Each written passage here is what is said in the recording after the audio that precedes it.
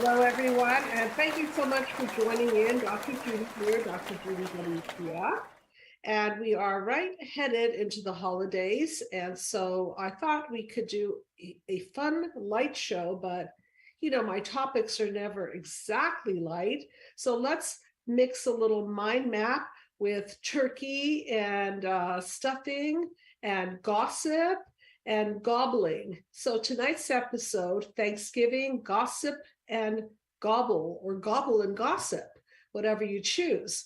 So tonight we're going to talk about getting together with your in-laws and outlaws and people that you do want to see during Thanksgiving dinner, and some people that you don't want to see during Thanksgiving dinner, and how to hold down the food if you're sitting next to somebody that you really don't really care for, don't really care to talk to, and what to do, of course, if you've got a lot of human disconnect and narcissism and demeaning and devaluing and gossiping and all of that served on a silver platter for Thanksgiving dinner. So we're going to dive right in. And this is Colin's show, everybody. So I know that there are plenty of people out there who are going to be getting together with their loved ones or not so beloved ones. And I want to hear what you're feeling, how it is for you to be at a table with perhaps people that you don't think are in your best interest, people perhaps that you've gossiped about or have gossiped about you.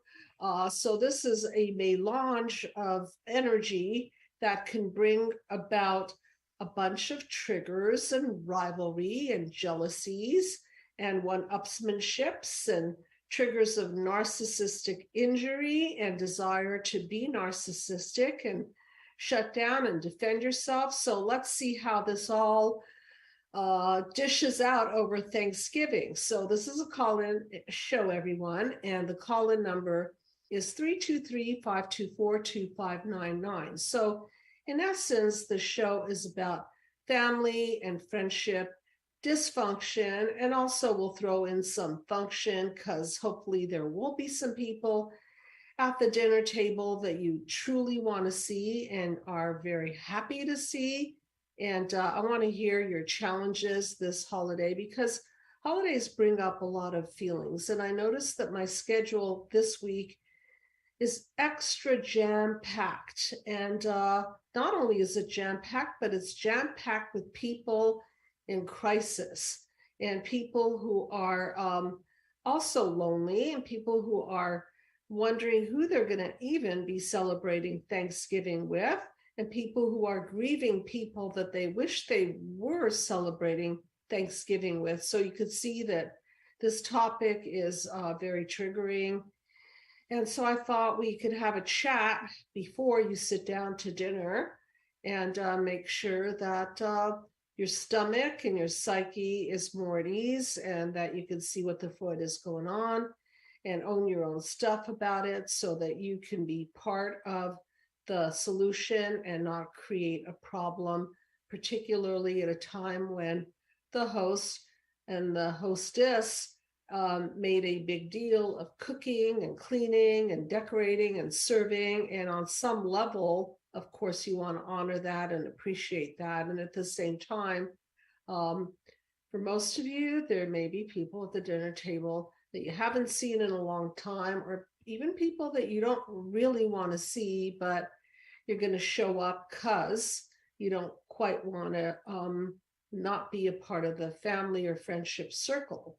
So I do want to hear from you, and I'd rather speak to you rather than chat with you via the chat room. And you know how much I love to talk to the audience. It's so much more fun than writing in the chat room and responding to questions. So a little bit about me. I'm Dr. Judy Rosenberg. I'm the founder of the Mind Map system for healing human disconnect. And for those of you who are not familiar with the system, please know that there are 2 ways to learn it, really 3. Number 1, the easy way, download a free PDF of my book, Be the Cause. If you want a hard copy, go and order it off of Amazon.com. If you want to go more in depth, there's another way by the video series, and the video series is me lecturing through the 9-panel mind map process, taking you on a journey so you understand thoroughly how childhood wounds ingrained in our psyche get triggered, and then take us on a long, painful ride that I call the WTF, or the What the Freud, because we repeat things that our psyche is incomplete with, and we're really trying to finish the business, but we end up making another mess. And then, of course, how to morph out of this horror story and be the cause of a better outcome for part 2 of your life. So that really is the purpose of the mind map. And of course, the third way to really learn it is learn it through therapy, and enter the system by working with me or one of my wonderful staff members. And there is the Psychological Healing Center. You can contact us and request a free consultation, and we're happy to match you with a therapist that's right for you and your budget. And please know that I'm not a fan of long-term therapy, because I really think that a lot can be accomplished in 10 sessions, usually with some follow-up, so that it ingrains into your lifestyle. So with that said, let's mind map Thanksgiving. That's gonna just present myself with a challenge, but I'll do it. So let's put that mind map back up there. And if you look at panel number 1, you will see wound. The wounds of childhood are wounds like physical abuse, emotional abuse, like name calling, for example, sexual abuse, emotional neglect, control smothering, and then the one that I'm concentrating on most in my writings and my videos is the wound of narcissism, where the person lacks empathy and never really is able to connect, and so leaves the person who's connected to the narcissist with a deep feeling of not being good enough, and a struggle to keep pleasing and fixing themselves so that they could finally be accepted by the person who really has a wall up for several reasons. I've been thinking about this today. Why is there a narcissistic wall? Well, the two that I came up with today, and of course I've been thinking about this for a long time, is one, people who develop narcissistic traits have been injured. They've either been spoiled and smothered and have been rewarded for things that they haven't earned. They've been golden childed, if that's a term. They have an inflated sense of self that their parents pumped into them.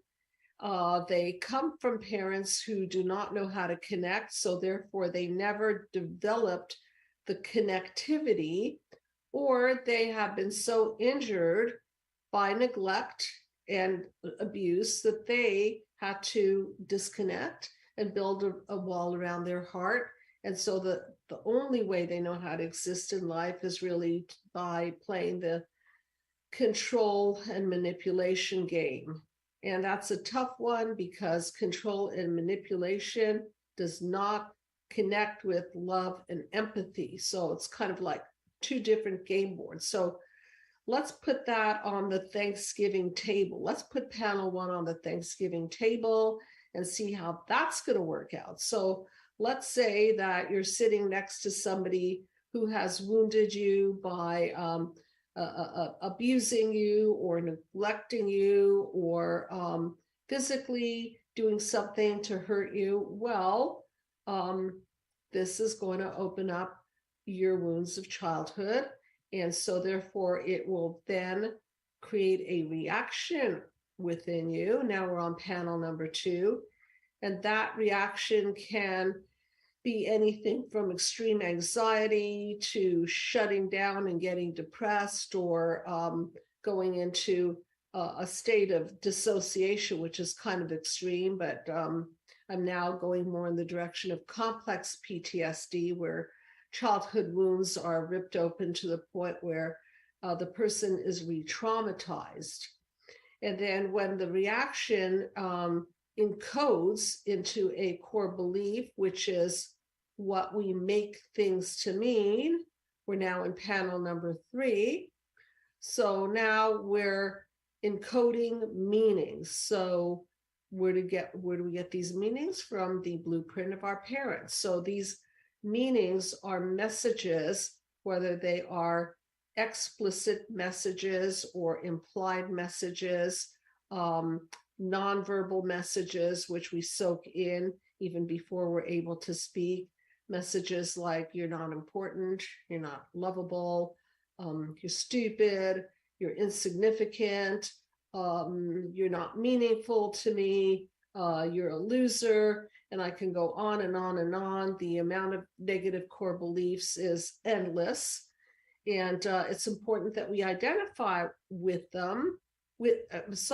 Just the opposite. It's important that you identify them, because if you identify with them, they become trigger points. And that person sitting next to you at the Thanksgiving table may very well trigger your I'm not special, I'm not important, I'm not lovable, oh, I'm a loser, oh, I feel so stupid, oh my goodness, I feel so fat and ugly, oh wow, I know for sure that this person doesn't wish me well.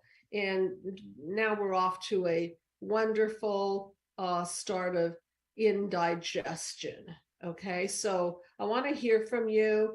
I want to hear what's bugging you, what's challenging for you about showing up at the Thanksgiving table, who's going to be there, who's your friend, who's your foe, what are your concerns about triggers, and how to solve this, so at least you can more or less get through the dinner and maybe actually have a really good time. So please do call in. Are there any people that would like to ask any questions? Tony, any call-ins or chat-ins or anything like that? No call-ins and people just talking right now, but as soon as I get anybody, I'll let you know. Okay, you let me know. Okay, so you get the drift here that this is a concoction for either a lot of fun and good eating and a lot of pleasure and connection, because we are wired to connect. That's just the way we are, unless you've not been wired to connect. And people with narcissistic traits have not been wired to connect. It's almost like they have an empathy chip missing. So they can act polite, they can actually have what is known as cognitive empathy, meaning they know how to go, oh, I'm so sorry, or oh, I love you so much and I've missed you so much. But then there's this kind of hollowness behind it, a sense of phoniness behind it. And why? Because the empathy tendrils, so to speak. So think about axons and neurons. They connect, they create this human bond, which starts with mother and child, and all the attachment theory stuff that Dr. John Bowlby talks about, the eye contact and the skin contact and the breastfeeding and the consistency and the unconditional love and the stability of mom, the stability of the family structure, and so on and so forth, which very few of us actually get. But if we're lucky enough to get that, we have what is called secure attachment. And what we get in the messaging from our primary caregivers and the world is that the world is safe enough, it's good enough, I'm good enough, I'm smart enough, I'm lovable enough, and it's a pleasure to show up and be with people because I know how to interconnect with them and create fun and create synergy and create spark and festivity. However, if you don't have those connective tendrils, so to speak, if you weren't fortunate enough to have parents that were connected, if your parents were controlling, smothering, apathetic, manipulative, if they turned the game of life upside down on you and rather than attended to your needs, if they turned it upside down by having you attend to their needs, they ruined the system. Okay. And that's why the mind map, because we've got to identify all of these lies and all of these systems gone wrong so that we can unravel them and set it straight so that rather than be at the effect of them, you can be the cause of a better outcome. So let's get into some triggers here. So there's a table full of people, and maybe you're sitting across from your ex-wife, husband, partner, and the kids are there, and the divorce didn't go well, but yet you're wanting to still show up together for the children at grandma's house. And so you're going to try to put up on a good front because you want the kids to feel like you're still family.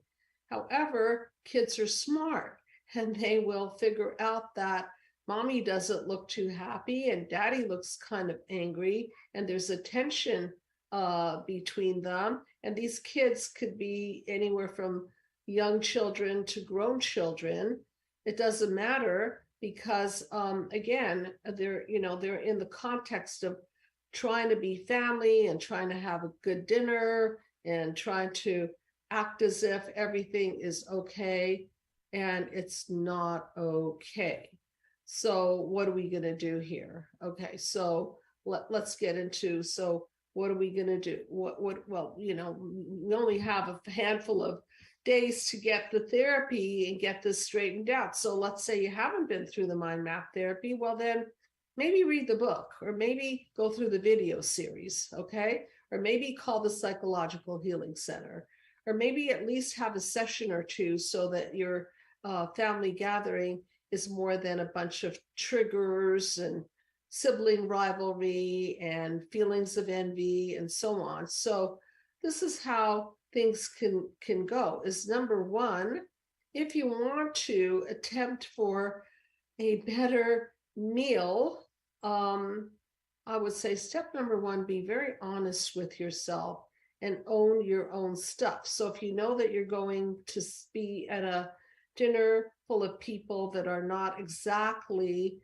empathic, or they're not exactly in your court, I would say the best approach is a few approaches. Number one, hang out with the people that you feel connected with and have the conversation focused around them.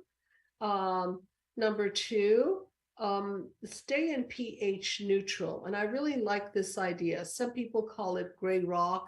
I'm just going to call it pH neutral.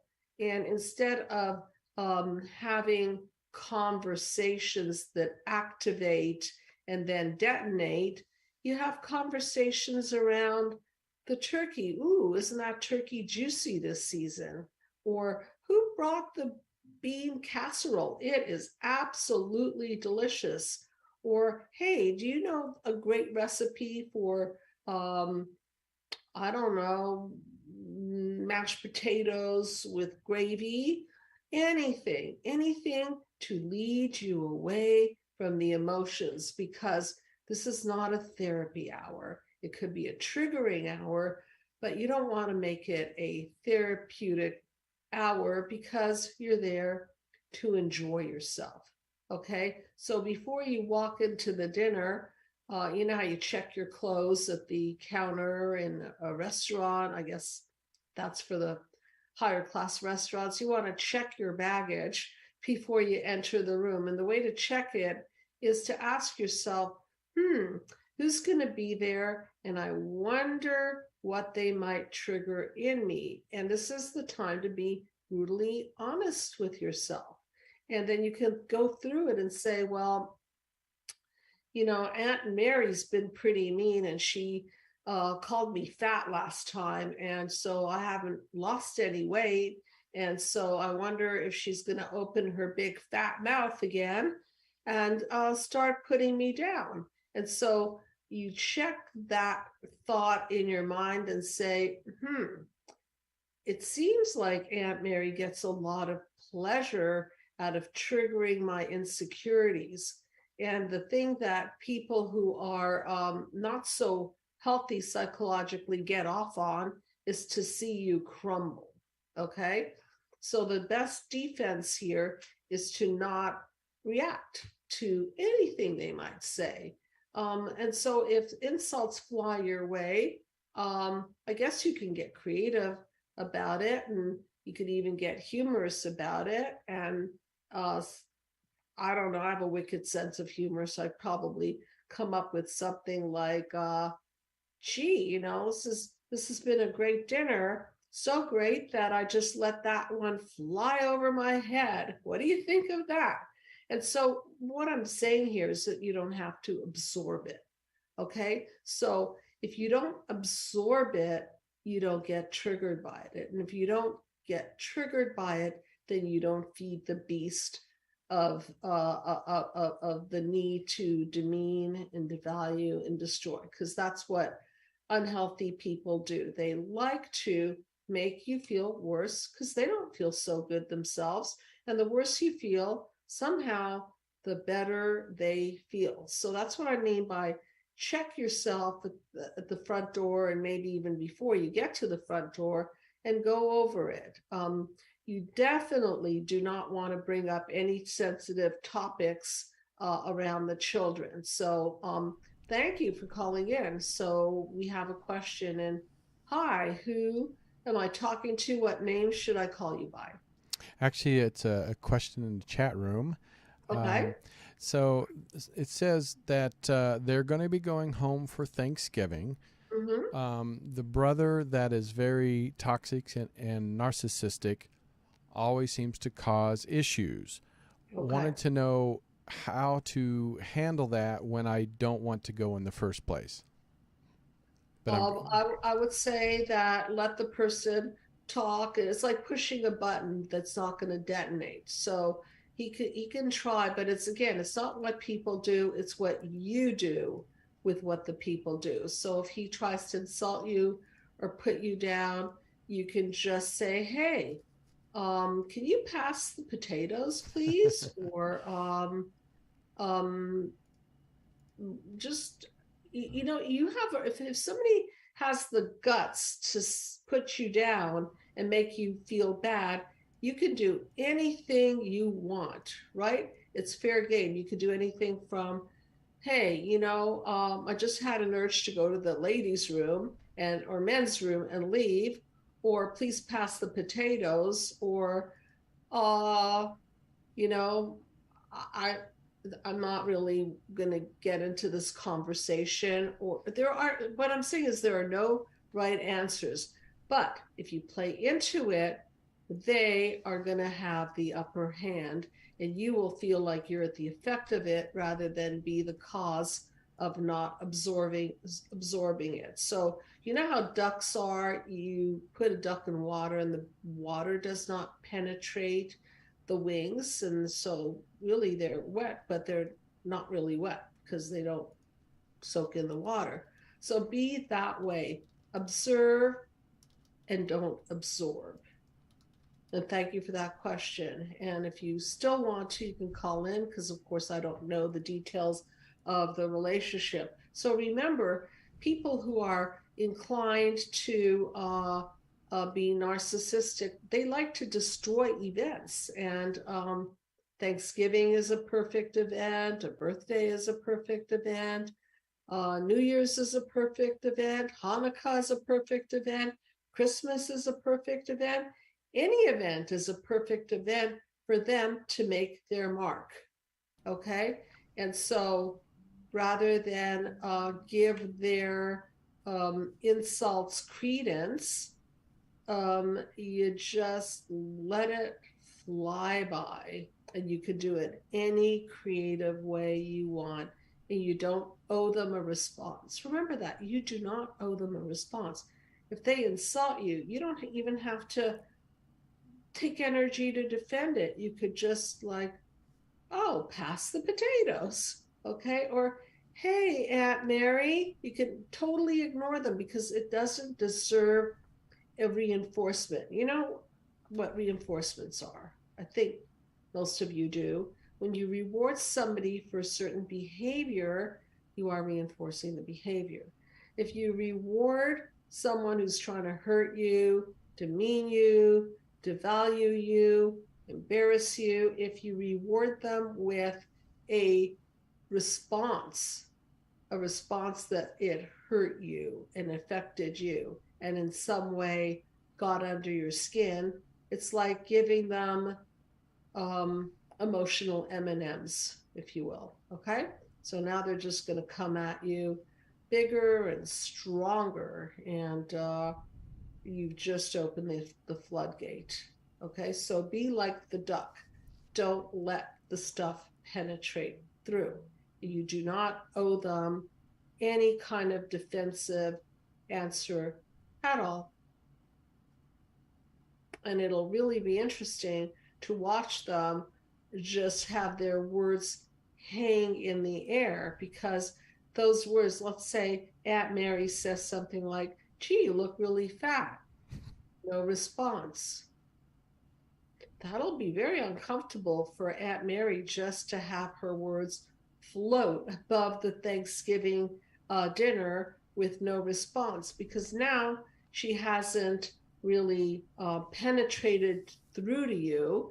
And now you haven't done what I call a psychological defense mechanism called projective identification. So, this is how it works. Aunt Mary, for example, projects her insecurities into you.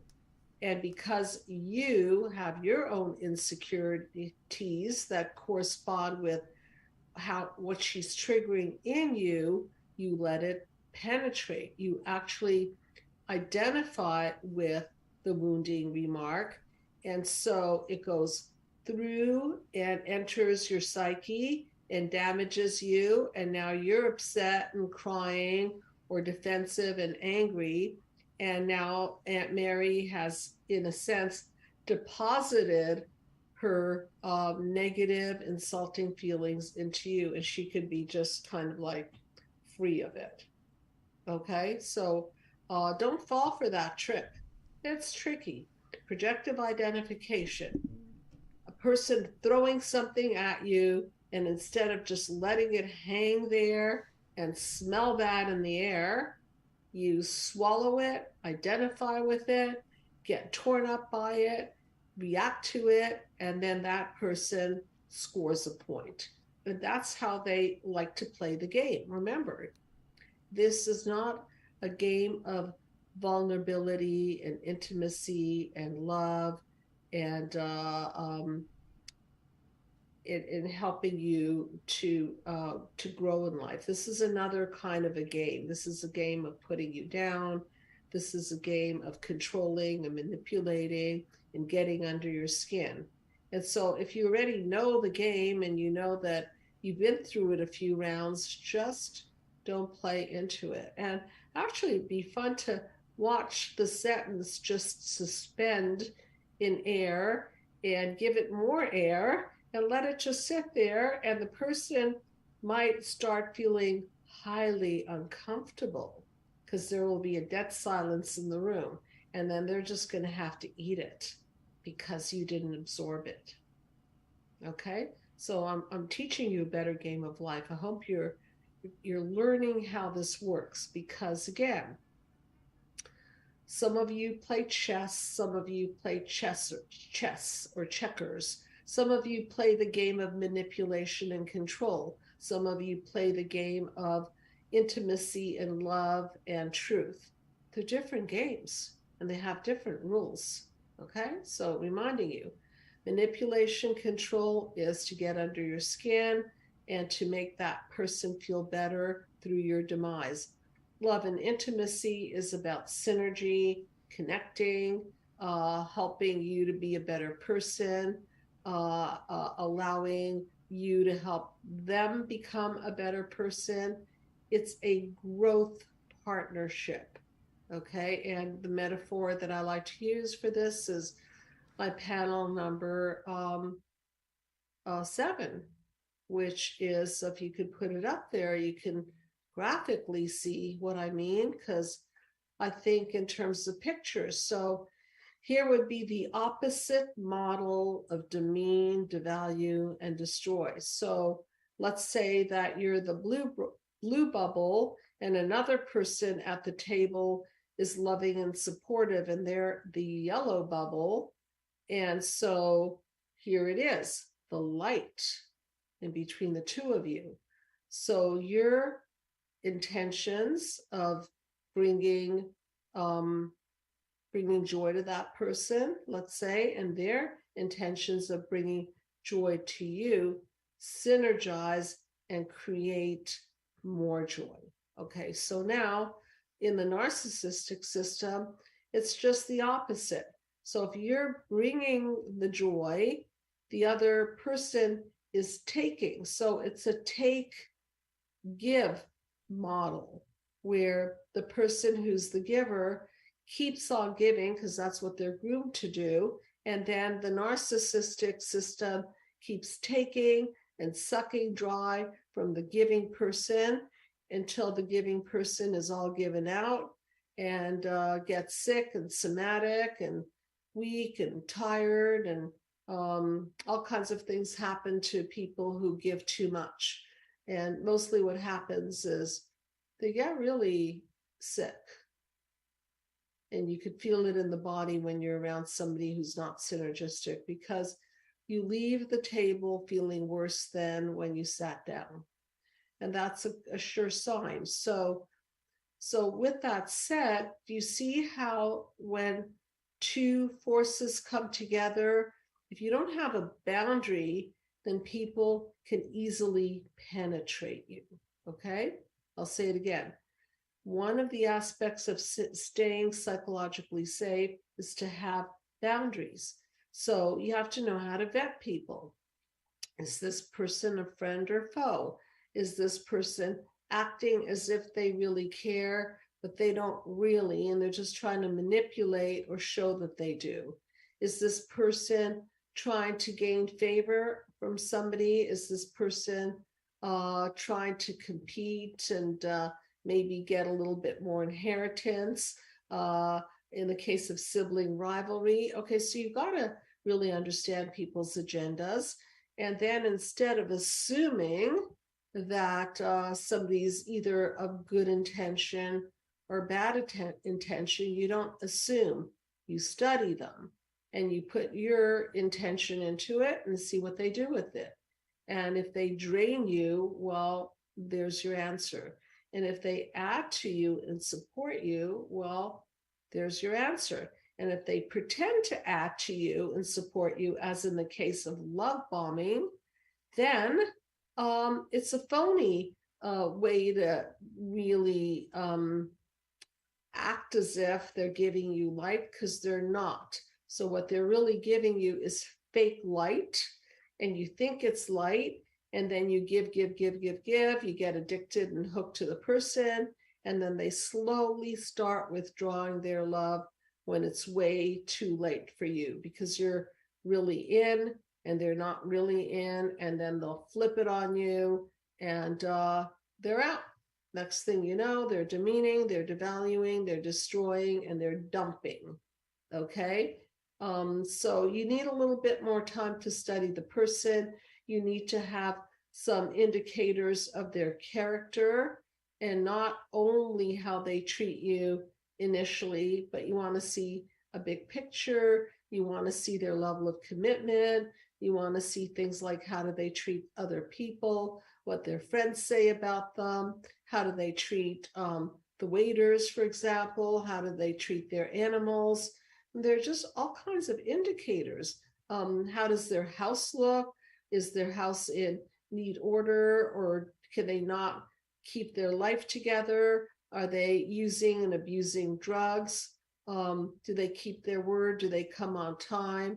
When they say they're going to do something, do they actually follow up? So there's so many signs for you to pay attention to. Okay, so be wise. Don't just assume that they're amazing. So I remember somebody in my life who used to use the word amazing, and they'd use it like three times or more. Oh, you're amazing, amazing, amazing. Well, really? You just met me. Oh my God, you're amazing. And this new friend that I met, this person is amazing. Well, how can they be that amazing? And how can you determine that they're so amazing so quickly? So don't be too quick to make a mental impression of that person, and don't let words shape your impression. As one of my supervisors used to say in graduate school, she used to say, they may say one thing, but if their feet are pointing in another direction, watch what their feet are doing. In other words, if somebody is saying to you, I want to get closer to you, I'm committed to you, but yet they're not spending time with you, and they're not coming home after work to give to the relationship, and they're not really invested, that would be an example of watch what their feet are doing. Okay. And so all of this plays out with Thanksgiving. And don't forget what else is being served at Thanksgiving dinner: alcohol. Okay. So if you take alcohol and pour alcohol on top of triggers, okay, so if you've already been set up to feel that you're not good enough, not lovable, not special, if you think that you're a loser and you're sitting around people who are going to make you trigger happy in these areas, and now you pour a little alcohol into their system or your system, the inhibitions go down. And now we're into panel number 4. So if you look at panel number 4, it doesn't look all together. So people are upside down, right side up, the bonds are broken, everything is kind of dark and chaotic, and it certainly doesn't seem really solid and family and connected. On the contrary, okay? So chaos is the result of this human disconnect. And in the case of a family event such as Thanksgiving, people can easily fall into chaos by drinking too much, by doing drugs, by lessening their inhibitions. And so the little ability they had to hold it together for that dinner, that ability will go down, and you will find that the insults come faster and more furious. And if you're drinking, you might find yourself a lot more vulnerable emotionally.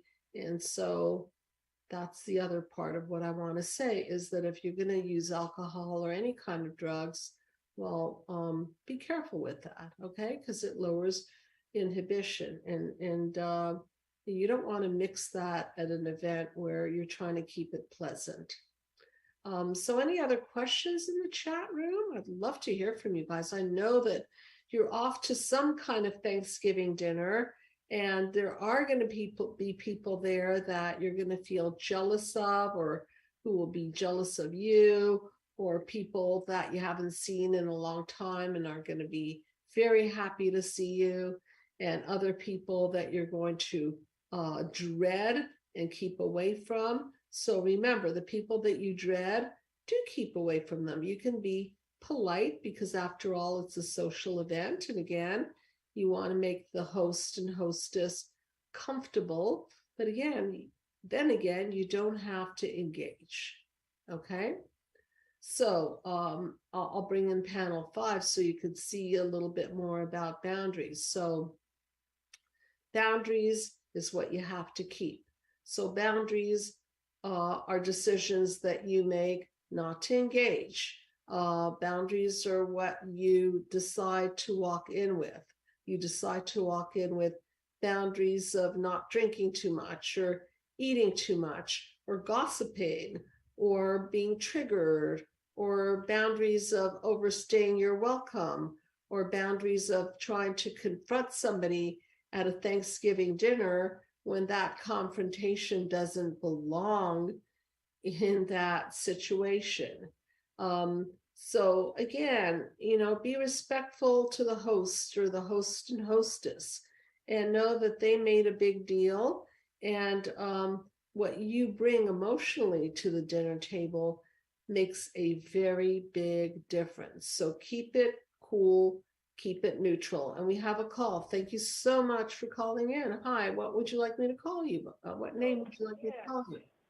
Pardon me? April. Hi. April. Thank you. Thank you for calling in. So what's happening this Thanksgiving for you? Well, I kind of have total opposite problem. Like, I'm probably only going to be spending it with one person Okay. the day of, and so I have more problems with like the memories of old Thanksgiving and what am I going to do other than watch the game and just kind of like, I mean, I'm Okay. sure there are people in my boat where that's the least my worry is sitting next to someone at dinner is getting through the day when everybody else is having dinner. Well, I'm glad you brought that up because that's the other side of it. There are some people out there who aren't going to be spending Thanksgiving with anyone or just one person. So let me ask you, the person you're spending Thanksgiving with, is this somebody that you enjoy? Well, it's my father, Okay. and he's turning 90, so he's just more like this is just another day. So it will just be another day. I mean, I definitely won't be eating turkey, So just like I have to realize, there are memories of Thanksgivings when it wasn't just another day, but it's my day. I mean, it is what I'll make it.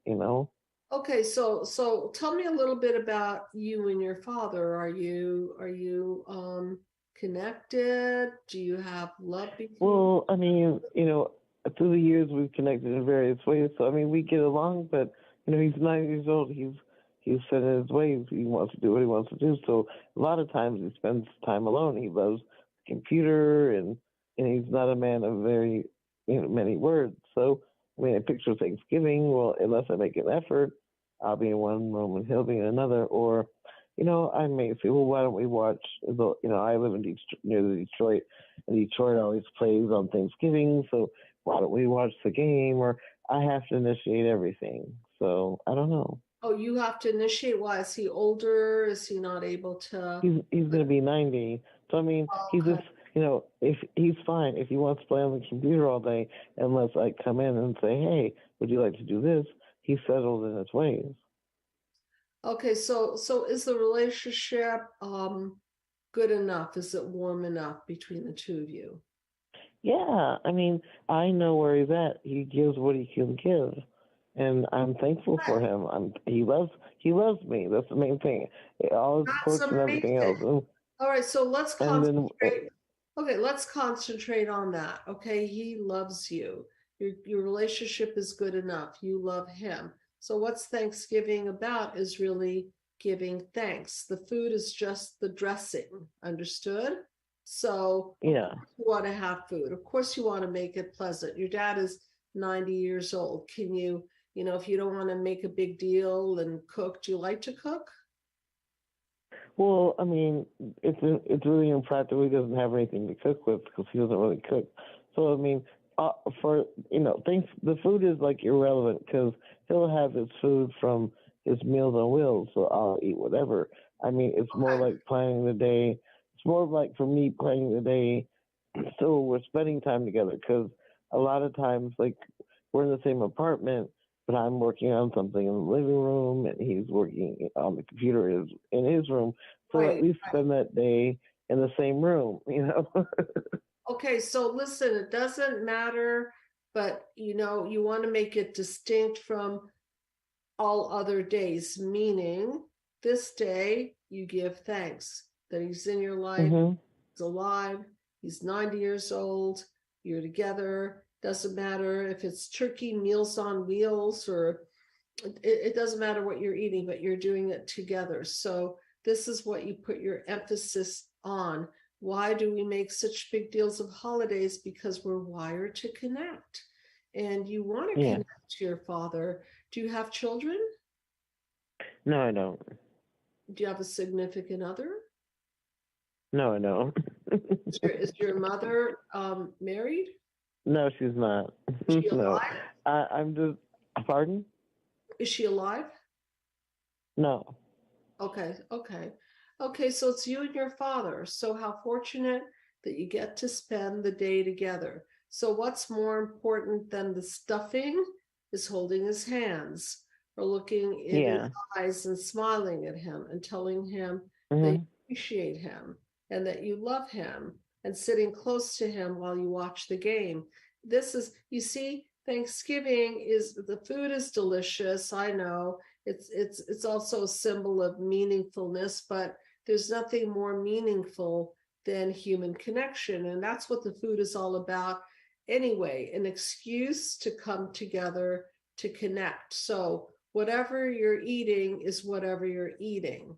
What you're creating is connection, love, acknowledgement, a memory for yourself, because he's not going to be around forever. And so don't you want to go, right? Don't you want that feeling in your heart that you sat next to him and you held his hands, and maybe you do want to get him a little special something that he likes, or write him a special little card. It doesn't matter how big the gift. It's really how meaningful the day is for you. So if you out there are not spending it with a big group of people, if you haven't prepared a fancy schmancy dinner table and amazing, elegant setting and gourmet food, this is really about meaningfulness and connection. Okay. And so ironically, even though it sounds like there's only you two at the table and not much on the table, maybe it's time for you to understand that you have more on the table than many people. Okay. Because the show, I've been talking about how difficult it is. You know, they have all the chestnuts and stuffing and turkey and pumpkin pie and apple pie, but they don't have connection. Okay. So, and you're saying the opposite. Hey, I don't have this and this and this. And I'm saying, wow, but look what you do have. Yeah. Thank you. You're welcome. So I hope you have a fantastic day and a very meaningful day. And I hope that you appreciate your dad and he gives you the gift of opening his heart and being close to you and watching the game and discussing the game and just however it is that you want to enjoy the game together. That's really what matters, is the relationship. Okay. Yes, thank you. And I just want to say I'm a first-time caller and a first-time watcher, so I'll definitely be tuned in next week. Well, I really appreciate that. Next week is Thanksgiving, so I'm probably I forgot. Okay. Well, I do my famous rerun of Thanksgiving and stuffing your feelings, a little bit more detail. Oh, okay. I'll mark that. Okay. Yeah, I mean, I try to keep it heavy and light at the same time. And so just remember, again, everyone, remember, it's about the relationship, okay? And having a meaningful experience. You're welcome. Thank you for tuning in. And subscribe to my channel. You'll get notification. Okay? Okay, thank you. Bye-bye. Okay, take care. Good night. All right. So I hope that this has been meaningful for you, because I really want you to have ways of connecting. We're living in a very disconnected world, and it's really hurting us.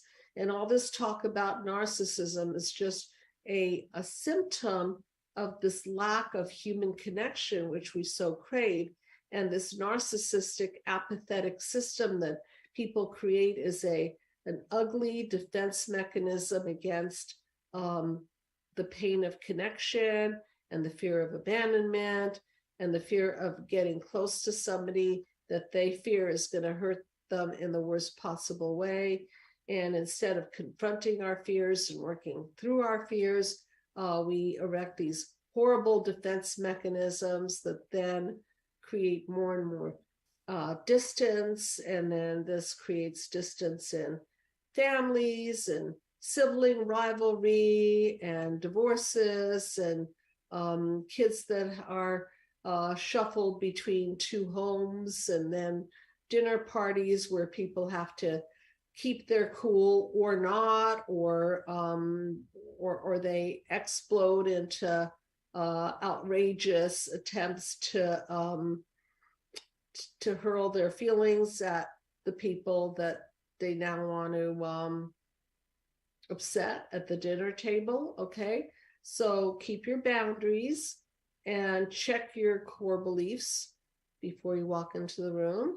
Understand where your vulnerabilities are. Remember that you are not obligated to respond to any of their insults, and you have the right to leave the table, take a break. You have the right to stay silent when they insult you and just let their words hang in the air. That could be fun. And just know that why you're going to get all dressed up and go there is because at the end of the day, we all crave connection and love and community. And I hope you guys learn the mind map, because we need a pathway to connection. So that's why I call my book Be the Cause, Healing Human Disconnect. Because if we don't heal human disconnect, we're going to pass this disconnect to the next generation, and we're going to have a bunch of new people on the planet who are anxious and depressed and guarded and demeaning and devaluing and sick and wounded, and we don't need to be that, and we don't need to replicate that. And how do we prevent that? Is by healing ourselves, so that we could be the cause of better outcomes in our own lives, in our children's lives, in the next generation, and stop this multi-generational disconnect. So I want to wish everyone a very, very happy, connected, loving Thanksgiving. And just remember, boundaries are legitimate. Put your boundaries on, connect with the people who bring synergy and love into your life, and then stay distant and guard yourself against people who are out there to not bring you any light, and on the contrary, take the light from you. So enjoy, and happy holidays to everyone. And thank you so much for tuning in. Good night, everyone.